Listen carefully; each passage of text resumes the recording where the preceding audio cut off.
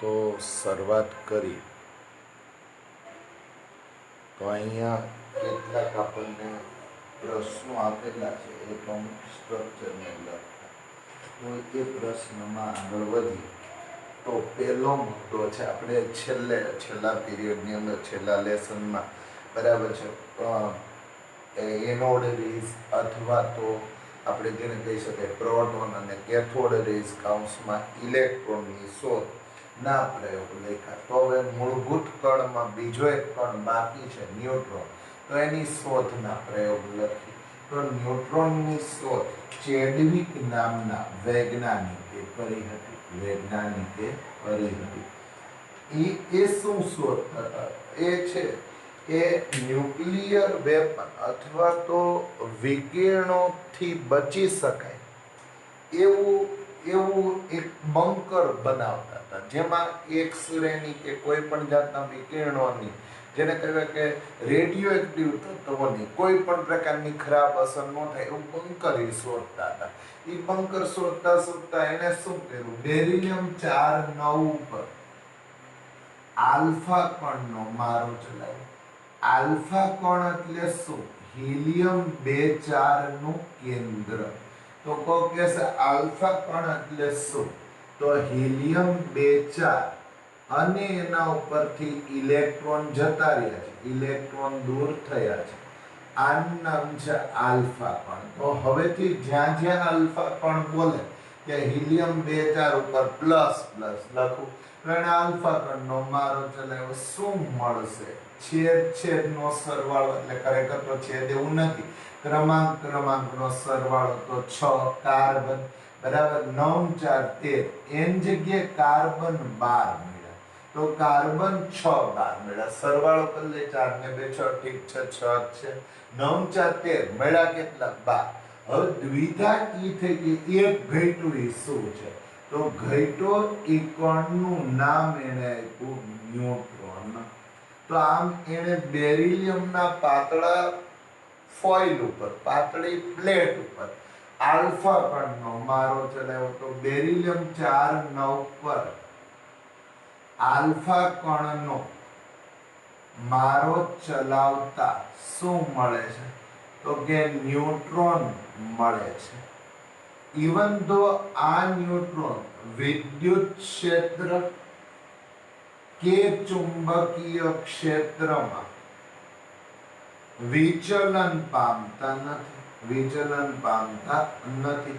એટલે અસર પામતા નથી. વિદ્યુત ક્ષેત્રમાં અસર પામતા નથી, ચુંબકીય ક્ષેત્રમાં. જો આ લોકો વિદ્યુત ક્ષેત્રમાં નો વિચલન પામે, ચુંબકીય ક્ષેત્રમાં નો વિચલન પામે, તો એનો અર્થ તો એવો થયો કે તે વીજભાર ધરાવતા નથી.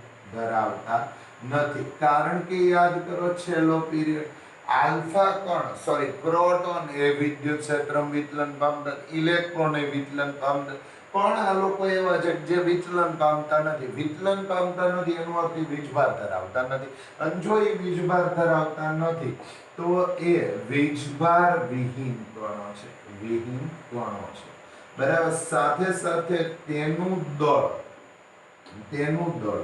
પ્રોટોન અને ઇલેક્ટ્રોન કરતા વધારે છે. જો આપણે દળનો ક્રમ લખીએ તો ન્યુટ્રોન સૌથી વધારે, પછી પ્રોટોન અને પછી ઇલેક્ટ્રોન, આવો ક્રમ મળશે. સાથે સાથે આપણે એક મુદ્દો એ લખીએ, ચેડવિકે આની શોધ કરી, તો માસ ઓફ ન્યુટ્રોન કેટલું થશે? તો માસ ઓફ ન્યુટ્રોન બરાબર 1.6 10⁻27 કિલોગ્રામ. વિદ્યાર્થી એવું પૂછી શકે ભાઈ પ્રોટોનનું દળ તમે આટલું જ લખો, તો બેના દળ ના પછીના આંકડાઓ જુદા છે. એટલે એ પછીના આંકડાઓમાં ન્યુટ્રોન થોડોક પ્રોટોનથી વધારે વજન ધરાવે, એટલે સૌથી વધારે વજન ધરાવતો કણ ન્યુટ્રોન, પછી પ્રોટોન, પછી ઇલેક્ટ્રોન.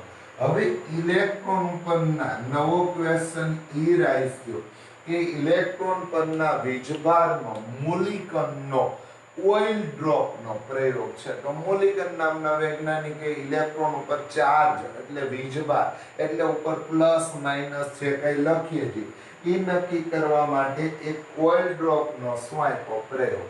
એ પ્રયોગમાં એક કન્ટેનર લેવામાં આવ્યું. તો એક નળાકાર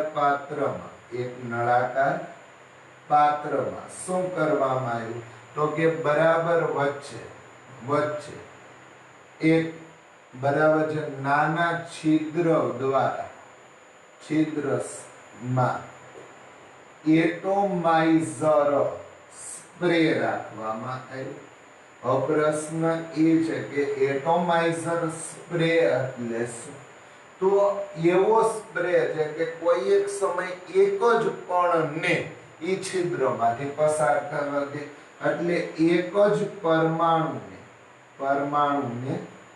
પસાર થવા દે. આવા સ્પ્રેનું નામ છે એટોમાઇઝર સ્પ્રે. તો આ ગોઠવી દીધો સ્પ્રે. એની અંદર મૂકી દીધું ઉપરના ભાગે ઓઇલ. તો આ મૂકી દીધું ઓઇલ. હવે સ્પ્રે શું કરશે? કોઈ એક સમય એક જ ઓઇલના ડ્રોપને એટલે એક જ પરમાણુને પસાર થવા દેશે. ઠીક છે. હવે એની બરાબર વચ્ચેથી શું રાખવામાં આવ્યું? એક સ્પ્રે. આ નળાકાર પાત્રને એક્સ-રે સાથે જોડવામાં આવ્યું. જોડતા શું થશે? તો આ જે એર છે અહીંથી એ એરમાંથી કોણ પસાર થાય? એક્સ-રે. તો નળાકારમાં ભરેલા વાયુમાંથી શું પસાર થાય? ક્ષ-કિરણ પસાર થશે.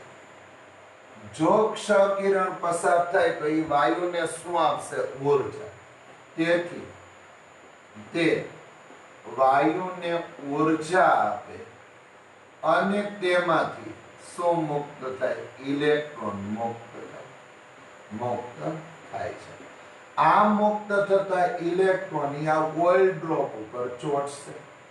તો આ ઇલેક્ટ્રોન ઓઇલ ડ્રોપ ઉપર એટલે ઓઇલના ટીપા ડ્રોપ એટલે ટીપા પર પડે છે. હવે મારે એક ટીપા ઉપરનો વીજભાર મોલિકનને એક ઓઇલના તેલના ટીપા પરનો વીજભાર મોલિકનને કેટલો મળ્યો? n 1.602 10⁻⁹ કુલમ મળ્યો. આનો અર્થ એવો થયો કે એક ટીપા ઉપર n ઇલેક્ટ્રોન આવેલા હોય તો એનો વીજભાર n × 1.602 10⁻⁹ કુલમ. આટલો વીજભાર કોને મળ્યો? તો કે મોલિકનને મળ્યો. હવે જો મોલિકનને આટલો વીજભાર મળ્યો હોય તો એને એમ કીધું ભાઈ એક ઇલેક્ટ્રોન હોય તો જો ઓઇલ પર અથવા ઓઇલના ડ્રોપ પર એક ઇલેક્ટ્રોન હોય તો 1.602 10⁻⁹ કુલમ વીજભાર થશે. જો ઓઇલના ડ્રોપ પર 2 ઇલેક્ટ્રોન હોય તો 2 ગુણાકારમાં 1.602 10⁻⁹ કુલમ થશે. જો ઓઇલ ડ્રોપ ઉપર 3 ઇલેક્ટ્રોન હોય તો 3 ગુણાકારમાં 1.602 10⁻⁹ કુલમ. જો ઓઇલ ડ્રોપ ઉપર n ઇલેક્ટ્રોન હોય તો n × 1.602 10⁻⁹ કુલમ મળશે. આમ કોઈ પણ ઇલેક્ટ્રોન ઉપરનો વીજભાર એ મોલિકનના પ્રયોગ દ્વારા નક્કી કરવામાં આવ્યો. કેવી રીતે? અહીં ઓઇલ ભરવામાં આવ્યું, વચ્ચે એટોમાઇઝર સ્પ્રે રાખવામાં આવ્યું. સ્પ્રે કોઈ એક સમય એક જ ઓઇલ ડ્રોપ એક જ ઓઇલના પરમાણુને પસાર થવા દે. જેવું એ પસાર થાય એટલે અહીં રાખેલ હવામાં એક્સ-રે પાસ કરતા એમાંથી ઇલેક્ટ્રોન મુક્ત થાય. ઈ ઇલેક્ટ્રોન આ ઓઇલ ઉપર ચોંટી જાય અને પરિણામે આ ઓઇલ ઉપરનો વીજભાર n × 1.602 10⁻⁹ કુલમ જેટલો મળ્યો. એક ઇલેક્ટ્રોન ડ્રોપ ઉપર હોય તો 1.602 10⁻⁹ બે હોય તો 1.602 × 2 10⁻⁹ 3 હોય તો 3 n ઇલેક્ટ્રોન હોય તો આ રીતે ઓઇલ ડ્રોપનો પ્રયોગ મોલિકનનો થયો. સહેજ હું આગળ વધું એ પહેલા તમે છે આ બધું લખી નાખો. હું એને રિમૂવ કરવા માંગુ છું.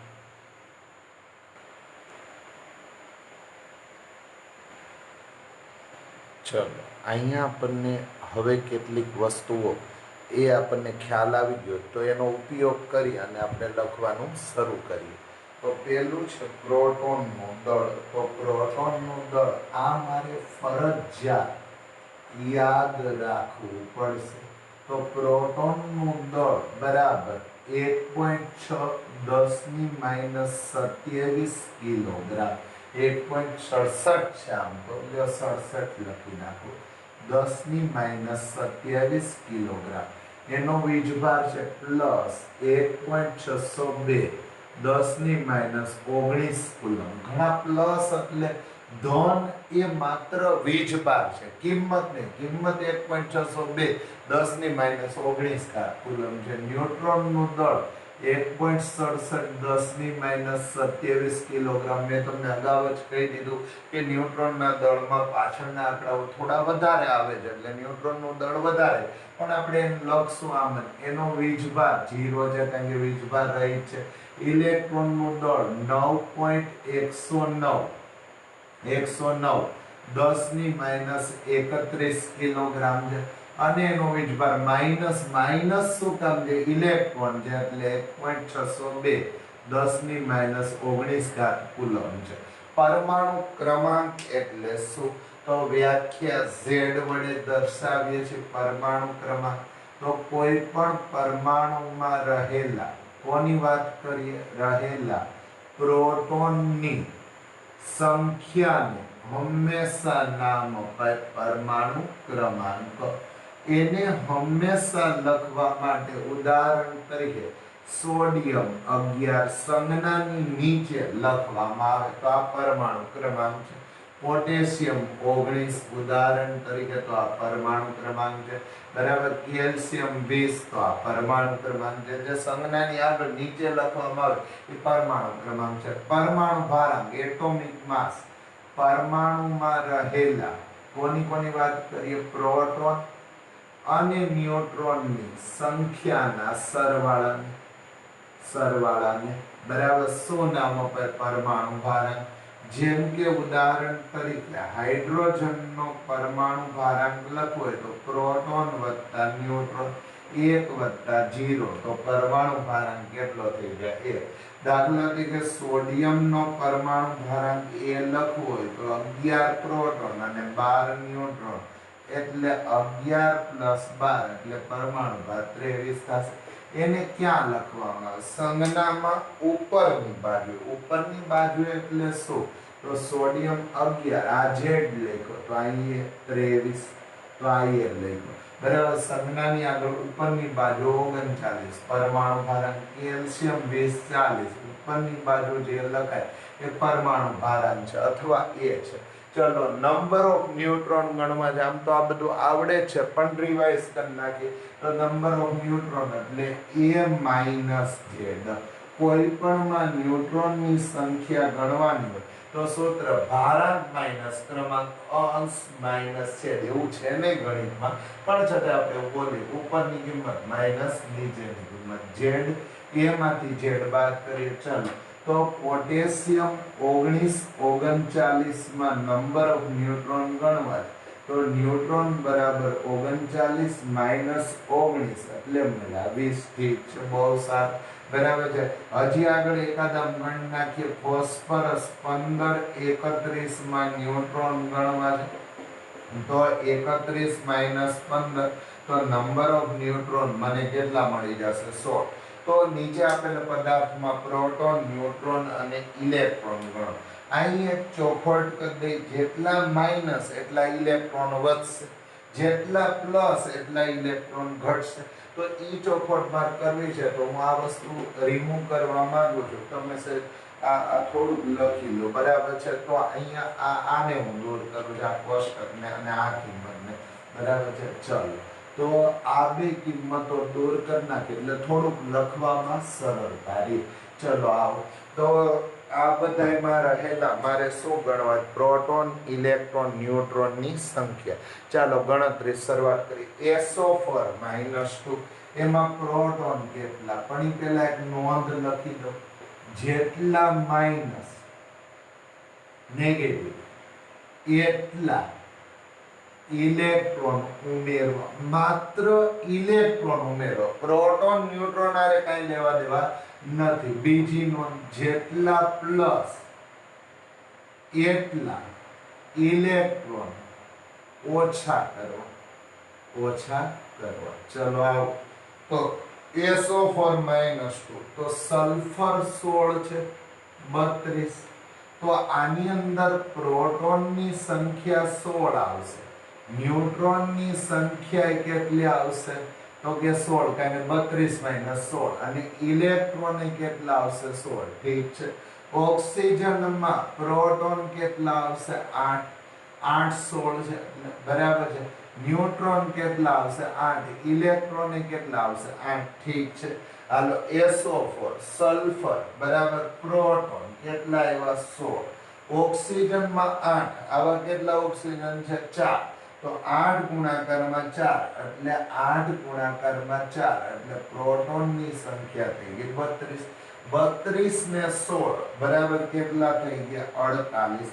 તો પ્રોટોનની સંખ્યા 48 આવી.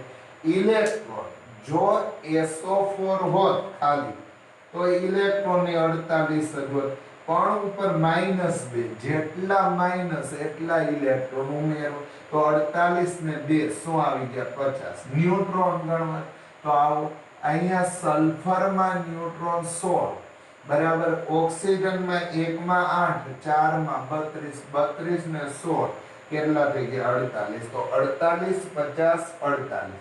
અહીં કેમ બે વૈધા ઇલેક્ટ્રોન ઉપર વીજભાર માઈનસ, જેટલા માઈનસ એટલા પ્લસ કરો તો ઇલેક્ટ્રોન બચી જાય. તો પ્રોટોન 48, ઇલેક્ટ્રોન 50, ન્યુટ્રોન 48. વિડિયો થંભાવીને તમે જાતે આ ગણો તો જ તમને આવડે. PO4 -3, ચલો બીજો પદાર્થ છે PO4 -3. હું ફોસ્ફરસ નવું લખું, સલ્ફર ને બદલે ઓક્સિજન ભલે રહ્યા બરાબર છે. તો PO4 -3 ફોસ્ફરસ લખી નાખો. ચલો તો phosphorus set join 15 31, number of proton 15, number of neutron 16, electron 15. ચલો પ્રોટોનની સંખ્યા જોઈન PO4 માં 1 ફોસ્ફરસ એટલે 15, 4 ઓક્સિજન એટલે 32, 15 + 32 એટલે થયા 7 અને 4 47. 47 ને 47 ફોસ્ફરસ 15, પ્રોટોનની સંખ્યા ગણી. ફોસ્ફરસ 15, ઓક્સિજન ફોસ્ફરસ 15 બરાબર, એમાં પ્રોટોન 15, ઓક્સિજન 8, પણ આવા ઓક્સિજન કેટલા 4, 8 ગુણાકારમાં 4 એટલે 32. તો અહીંયા આવ્યા 47. તો પ્રોટોનની સંખ્યા 47, ઇલેક્ટ્રોન ગણવા 47 તો ફાઇનલ જ થઈ ગયા. 15 + 8 ગુણાકારમાં 4 એટલે 32, 32 ને 15 47 ને 3 50. કેમ 3 વૈધા? કેમ કે માઈનસ છે, એટલા માઈનસ એટલે ઇલેક્ટ્રોન. ન્યુટ્રોન ગણવા તો ફોસ્ફરસમાં ન્યુટ્રોન કેટલા છે 16 અને ઓક્સિજન 8. ચલો ઓક્સિજન તો 4 એટલે 8 ગુણાકારમાં 4 એટલે 32 થી પ્લસ ન્યુટ્રોન 16 તો 48 આવ્યો. તો અહીં ન્યુટ્રોનની સંખ્યા એક વધી. એક શું કામ વધી? ફોસ્ફરસમાં 15 પ્રોટોન અને હોલ ન્યુટ્રોન છે, તો 47 ને 1 વધારાનો વધ્યો 16 ન્યુટ્રોન છે.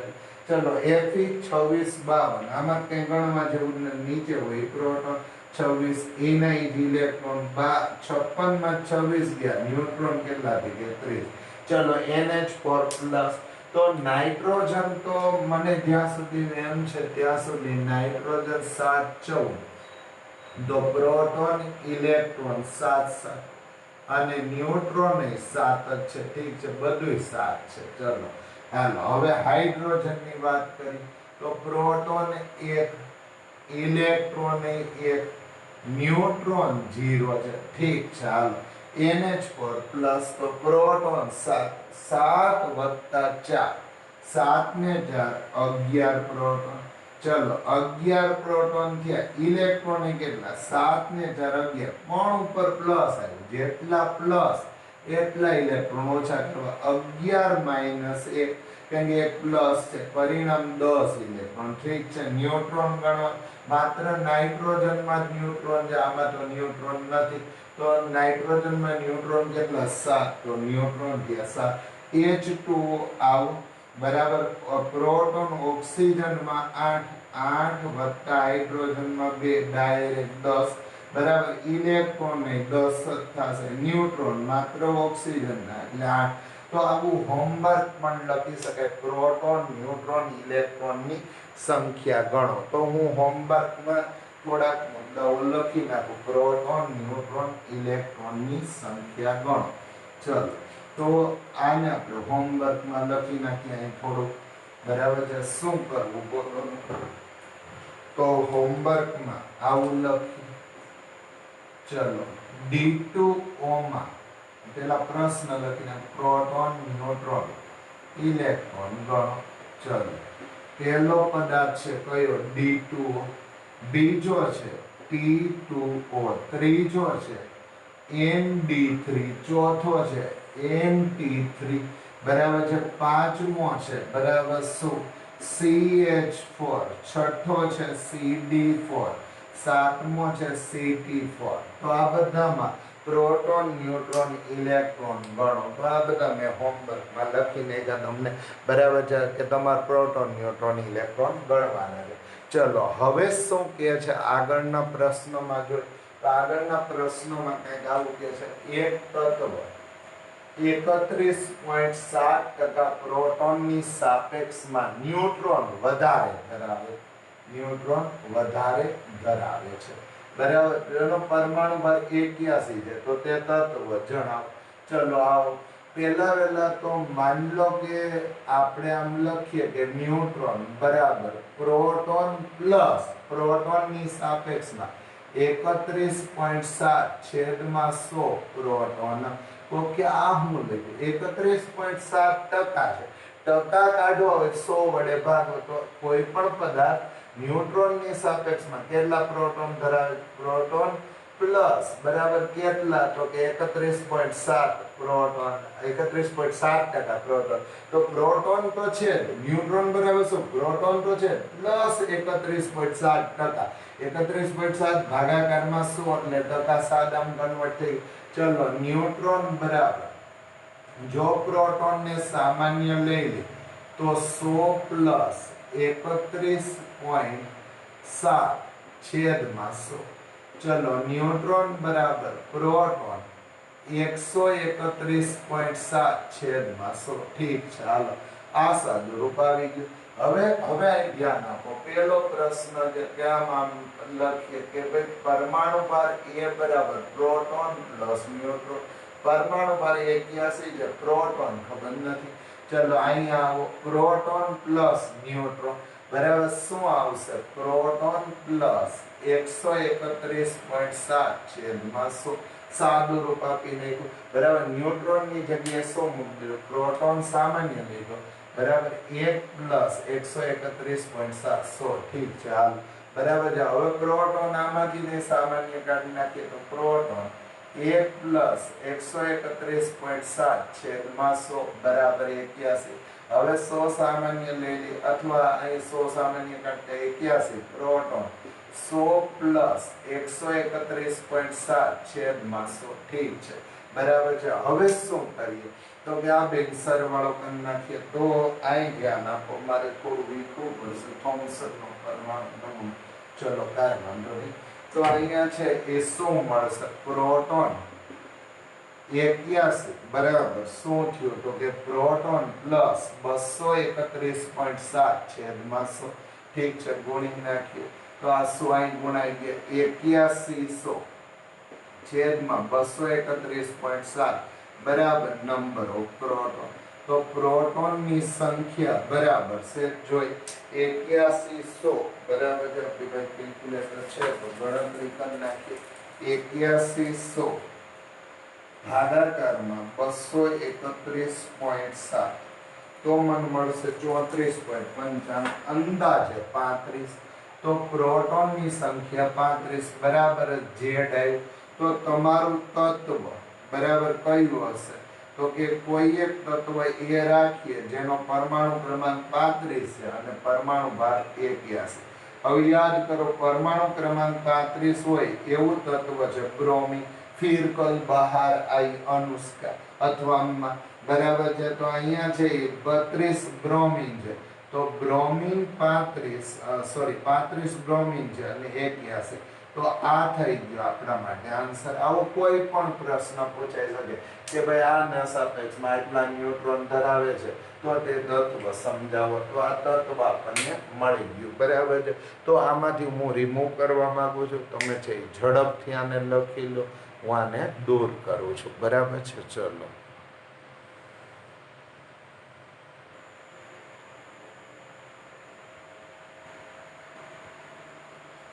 ચલો, તો રુથરફોર્ડનો પરમાણુ નમૂનો છે એ આપણે દર્શાવેલો છે.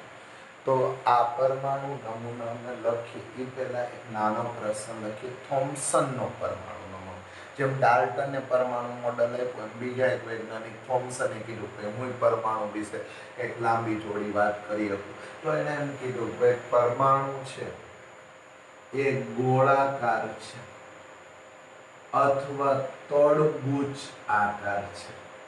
તો તડબૂચ આકાર છે જેની અંદર પ્રોટોન રહેલા છે અને સાથે સાથે ઇલેક્ટ્રોન પણ રહેલા છે. તો એણે એવું કીધું, કોણે? તો કે થોમ્સને, કે તડબૂચ જેવા ગોળાકારમાં પ્રોટોન રહેલા છે અને સાથે સાથે કોણ રહેલા? ઇલેક્ટ્રોન. હવે આ નમૂનો એટલે વ્યાજબી ન થયો કે ભાઈ જેટલા પ્રોટોન હોય એટલા જ ઇલેક્ટ્રોન હોય, તો પરમાણુ સ્થિર કેવી રીતે રહી શકે? તો થોમ્સન નામના વૈજ્ઞાનિકે પરમાણુ નમૂનો રજૂ કર્યો, જેની અંદર તેણે દર્શાવ્યું કે શું? તો કે દર્શાવ્યું કે પરમાણુમાં પ્રોટોન અને સાથે સાથે ઇલેક્ટ્રોન રહેલા છે. પરમાણુમાં પ્રોટોન રહેલા છે અને ઇલેક્ટ્રોન રહેલા. એણે એને નામ આપ્યું રાઇઝન પુડિંગ આ નમૂનાને, અથવા નામ આપ્યું પ્લમ્બ પુડિંગ, અથવા એને નામ આપ્યું વોટરમેલન, અથવા નામ આપ્યું તડબૂચ. તો આ તડબૂચ તરીકે ઓળખાતો નમૂનો કોણે આપ્યો? થોમ્સને. પણ હવે તકલીફ એ થઈ, નમૂનો તો અપાઈ ગયો, પણ એમાં મુશ્કેલી એ થઈ કે ભાઈ આ પરમાણુ નમૂનો જે દર્શાવતો હતો એ નમૂનો એકચ્યુઅલમાં પરમાણુની સ્થિરતા સમજાવતો જ નહોતો. કારણ કે જેટલા પ્રોટોન ઇલેક્ટ્રોન બાજુ હોય તો પરમાણુ તો હાઈલી અનસ્ટેબલ રહે. પરિણામે આ નમૂનાની ક્ષતિ હતી કે પરમાણુમાં પ્રોટોન અને ઇલેક્ટ્રોન સાથે હોવાથી તે કેવો બની જતો હતો? અસ્થિર બનતો હતો. પરિણામે એની સ્થિરતા સમજાવી શકતો નહોતો. એટલે રુથરફોર્ડનો થોમ્સનનો પરમાણુ નમૂનો અસ્થિર બન્યો. તરત જ બીજા એક વૈજ્ઞાનિક આવ્યા જેનું નામ છે રુથરફોર્ડ. એને સોનાના વરખ ઉપર આપણે કદાચ 8મા 9મા ધોરણમાં આ પ્રયોગ વિશે થોડુંક સાંભળ્યું છે. તો આ સોનાની પાતળી પ્લેટ, સોનાના વરખ એટલે પાતળી ફોઇલ પર આ પ્રયોગ કર્યો. પાતળી ફોઇલ ઉપર પ્રયોગ કર્યો, જેમાં રુથરફોર્ડ, હેન્સ ગાઇગર અને અર્નેસ્ટ માસ્ડર નામના 3, રુથરફોર્ડ અને એના 2 શિષ્ય હતા, હેન્સ ગાઇગર અને અર્નેસ્ટ માસ્ડર. આ બધા ભેગા થઈ અને પ્રયોગ કર્યો, જેમાં આલ્ફા કણનો સ્ત્રોત એક રેડિયો એક્ટિવ તત્વ લીધું, એને લેડની પ્લેટમાંથી પસાર કર્યું. હવે એને સોનાના વરખમાંથી પસાર કર્યું. સોનાના વરખ એટલે પાતળી ફોઇલ. તો મોટા ભાગના કિરણો એમાંથી પસાર થઈ ગયા. ઈ કેમ ખબર પડી? અહીં ZNS નો પ્રસ્ફુરણ પડદો ગોઠવેલો છે. શેનો પ્રસ્ફુરણ પડદો ગોઠવેલો? ZNS નો પ્રસ્ફુરણ પડદો. હવે આ વાત થઈ ગઈ કે પ્રસ્ફુરણ પડદાનું કામ શું? એના સાથે જે અથડે એટલે તરત સ્પાર્ક ઉત્પન્ન કરે કે આપણને કે હાજરી આપે છે, બરાબર. તો આ બધા જુદા જુદા વિકિરણો જ્યાંથી આલ્ફા કણો સ્વરૂપે નીકળ્યા એ બધા આવી રીતે જોવા મળ્યા. ઈ કેમ ખબર પડી હશે? તો આ જ્યાં જ્યાં ઈ અથડાનું ત્યાં સ્પાર્ક થયો, જ્યાં જ્યાં અથડાનું ત્યાં સ્પાર્ક થયો, કે આપણને એક લાઇટનો ઝબકારો જોવા મળ્યો. તો આ પ્રયોગ કોણે કર્યો? રુથરફોર્ડે. હાલો જોઈન લખી નાખીએ આના વિશે બે ચાર સ્ટેટમેન્ટ. ચલો બોલો શું શું લખશું રુથરફોર્ડના પરમાણુ નમૂના. તો આલ્ફા કણના ઉદ્ગમ સ્થાનમાંથી આલ્ફા કણોનો મારો કોના ઉપર ચલાવવામાં આવ્યો? સોનાના પાતળા વરખ પર. વરખ એટલે ફોઇલ એટલે પાતળી પટ્ટી. જેમાં આપણને ખબર છે ઓલી રેસ્ટોરન્ટમાંથી આવતી વસ્તુઓને ગરમ રાખવા માટે એલ્યુમિનિયમ ફોઇલમાં રોટલીઓ રાખવામાં આવી, તો એને ફોઇલ કહેવાય. તો સોનાના પાતળા વરખ ઉપરથી, બરાબર છે. શું? તો કે આલ્ફા કણોનો સોનાના પાતળા વરખ ઉપર ફોઇલ ઉપર આલ્ફા કણોનો શું ચલાવ્યો? તો કે મારો ચલાવવામાં આવ્યો. ચલો ચલાવી દીધો મારો. તો એને કારણે કેટલાક શું મળ્યા? અવલોકનો. પછી એ અવલોકનો એવા શું કામ મળ્યા એના આપણે કારણો લખશું. તો પેલા અવલોકનો મળ્યા. પહેલું અવલોકન આવું લખ્યું: મોટા ભાગના આલ્ફા કણો તેમાંથી શું થાય છે? પસાર થાય છે. તો પહેલું અવલોકન આવું મળ્યું: મોટા ભાગના આલ્ફા કણો આ પાતળા વરખમાંથી પસાર થઈ જાય છે. બીજું અવલોકન આવું લખ્યું: બહુ થોડા આલ્ફા કણ વિચલન પામે છે. વિચલન પામવું એટલે પોતાની જગ્યાએથી બદલવી. મોટા ભાગના જો આ પસાર થઈ ગયા પરમાણુમાંથી, બરાબર છે. આ વિચલન પામ્યા. વિચલન એટલે એની દિશા બદલાણી. આ શું પામ્યા? વિચલન, દિશા બદલાણી. બહુ થોડા. બાકી મોટા ભાગના જો આ પસાર થઈ ગયું. મોટા ભાગના આલ્ફા કણો એમાંથી પસાર થઈ ગયા. બહુ થોડા એમાંથી શું પામ્યા? વિચલન પામવું એટલે એની જગ્યામાંથી થોડા ડાયવર્ટ થવા, એની દિશા ફટકવી. અને લગભગ 20,000 આલ્ફા કણમાંથી કોઈ એક આલ્ફા કણ એ અથડાનું પરમાણુ સાથે અને પાછું થાય. કોઈ એક આલ્ફા કણ અથડાયને શું પરાવર્તન પામે છે.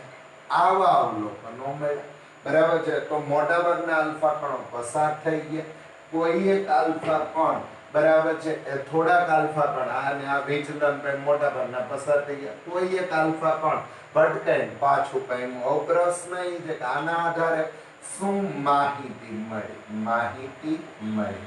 આપણને શું ખબર પડી? આ પ્રયોગ તો થઈ ગયો કે ભાઈ અહીંથી આલ્ફા કણો પસાર કર્યા, આ સોનાના ફોઇલમાં મોટા ભાગના પસાર થઈ ગયા, થોડા વિચલન પામ્યા, એકાદ આલ્ફા કણ પરાવર્તન પામ્યું. તો આ જે રિઝલ્ટ મળ્યું એના અવલોકનો ઉપરથી આપણે શું સાબિત કર્યું અથવા રુથરફોર્ડે, તો એના આધારે મળતી માહિતી પહેલી કે જો મોટા ભાગના આલ્ફા કણો પસાર થઈ જતા હોય, મોટા ભાગના આલ્ફા કણો પસાર થાય, તો એનો અર્થ એવો થયો કે પરમાણુમાં મોટા ભાગની જગ્યા ખાલી છે.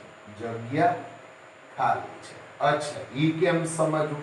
કે ભાઈ મોટા ભાગના આલ્ફા કણો પસાર થઈ જાય તો સમજવાનું પરમાણુમાં મોટા ભાગની જગ્યા ખાલી છે. હવે એ સમજવા માટે હું આવું લઉં કે આ ડસ્ટર, માની લો મારે એવું સાબિત કરવું કે આ મોટા ભાગની મારા સિવાયની જગ્યા ખાલી, તો આમાંથી હું આમ ડસ્ટર પસાર કરું, आम पसार करूं, અહીંથી આમ પસાર કરું, અચ્છા અહીંથી આમ પસાર કરું, અચ્છા આમ પસાર કરું, આમ ક્રોસમાં પસાર કરું, ક્રોસ બધી બાજુ ડસ્ટર અટવાયા વગર પસાર થઈ જાય. અટવાયા વગર પસાર થઈ જાય એનો અર્થ અહીં મોટા ભાગની જગ્યા કેવી હશે? ખાલી. મોટા ભાગની જગ્યા અહીં કેવી હશે? ખાલી. કેમ? જો કાંઈ વસ્તુ હશે, માની લો કે આ વસ્તુ છે તો અહીં અટવાઈને અહીં ઊભું રહી જશે, પણ આવી વસ્તુ નથી એટલે જો ડસ્ટર ગમે ત્યારે આમ જેમ પસાર થઈ જાય. તો પહેલું અવલોકન, પરમાણુમાં જગ્યા ખૂબ છે, મોટા ભાગની જગ્યા કેવી છે? ખાલી છે. તો મોટા ભાગની જગ્યા પરમાણુમાં કેવી રાખી છે? ખાલી છે. એવું ઉત્તર મળે. પહેલી માહિતી. બીજું કે થોડાક આલ્ફા કણ વિચલન પામે. એનો અર્થ એવો થયો કે થોડાક આલ્ફા કણ વિચલન પામે છે. એનો અર્થ એવો થાય કે તે ભાગમાં પરમાણુનું કેન્દ્ર હશે. કેમ કેન્દ્ર હશે? કેન્દ્રમાં પ્રોટોન અને ન્યુટ્રોન છે. ન્યુટ્રોન ઉપર તો વીજભાર નથી, તો વીજભાર વાળો તો એક જ છે. વીજભાર વાળો તો એક જ છે, પ્રોટોન છે. અને આલ્ફા કણ એટલે શું? તો આલ્ફા કણ એટલે હિલિયમ 2 નું કેન્દ્ર. આઈ ધન ધન બાજુમાં આવ્યા, ધન અને ધન બાજુમાં આવ્યા, અપાકર્ષણ શરૂ થયું. ધન અને ધન બાજુમાં આવ્યા, અપાકર્ષણ શરૂ થયું. તો આ વિચલન પામ્યા. તો પરમાણુમાં જ્યાં કેન્દ્ર આવી ગયું હશે ત્યાં કેન્દ્રમાં પ્રોટોન ઉપર આલ્ફા કણ, પ્લસ ઉપર પ્લસ નો મારો ચડાવ્યો, પ્લસ ઉપર પ્લસ નો મારો, પ્લસ આમ હતું અને એની પર પ્લસ ગયું, વિચલન પામી ગયું, આમ થયું. બરાબર. સીધી રેખામાં ગતિ ન થાય. તો પરમાણુના તે ભાગ જ્યાં આલ્ફા કણ વિચલન પામે, ભલે થોડા ભાગમાં આલ્ફા કણ વિચલન પામે, પણ જે થોડા વિચલન પામે ત્યાં પરમાણુનું કેન્દ્ર હશે. કેમ? કેન્દ્રમાં ધન વીજભાર, આલ્ફા ધન વચ્ચે શું શરૂ થયું? અપાકર્ષણ. આ ધન અહીંયા તો અહીં બીજો ધન આવ્યો, આમ થઈ ગયું. આ ધન અહીંયા તો અહીં બીજો ધન આવ્યો, આમ થઈ ગયું. પણ એ બહુ ઓછો ભાગ છે. બરાબર. લગભગ 20,000 આલ્ફા કણે કોઈ એક આલ્ફા કણ પરાવર્તન પામે. ચાલો એનો અર્થ સમજીએ કે ભાઈ 20,000 આલ્ફા કણે કોઈ એક જ આલ્ફા કણ શું પામે? પરાવર્તન પામે છે. એનો અર્થ પરમાણુનું કેન્દ્ર ખૂબ જ ઓછી જગ્યામાં આવેલું છે. પરમાણુના કેન્દ્રમાં, બરાબર, સોરી, પરમાણુનું કેન્દ્ર ખૂબ ઓછી જગ્યામાં આવેલું. હવે ઈ કેમ સમજવું? ભાઈ 20,000 આલ્ફા કણમાંથી કોઈ એક આલ્ફા કણ માંડ શું થાય છે? તો કે અહીંયા શું પરાવર્તન પામે. તો સમજો કે ભાઈ મોટા ભાગના જગ્યા ખાલી છે, ખૂબ થોડા ભાગમાં કોણ આવેલું છે? પરમાણુનું કેન્દ્ર.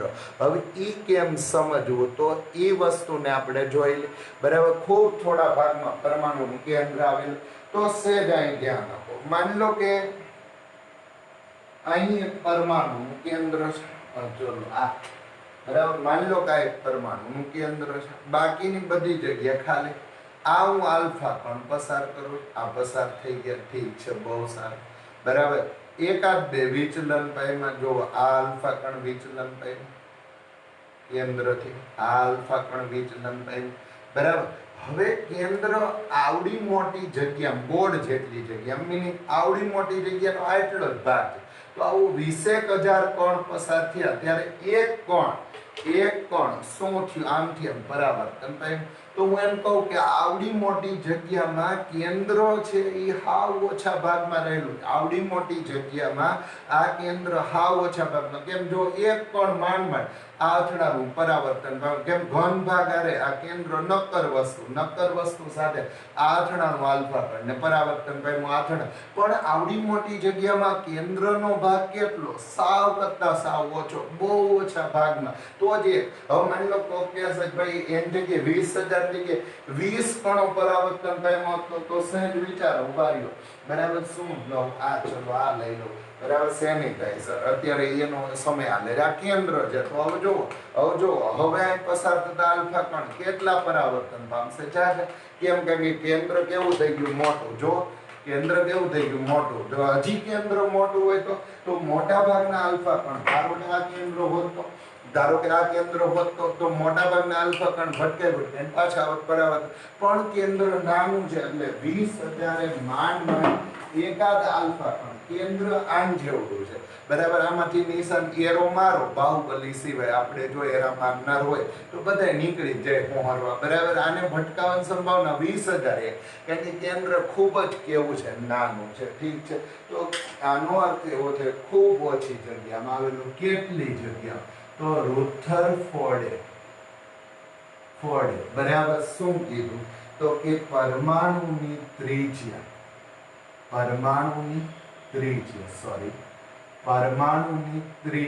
કેટલી આપી તો કે 10⁻10 મીટર નક્કી કરી અને પરમાણુના કેન્દ્રની ત્રિજ્યા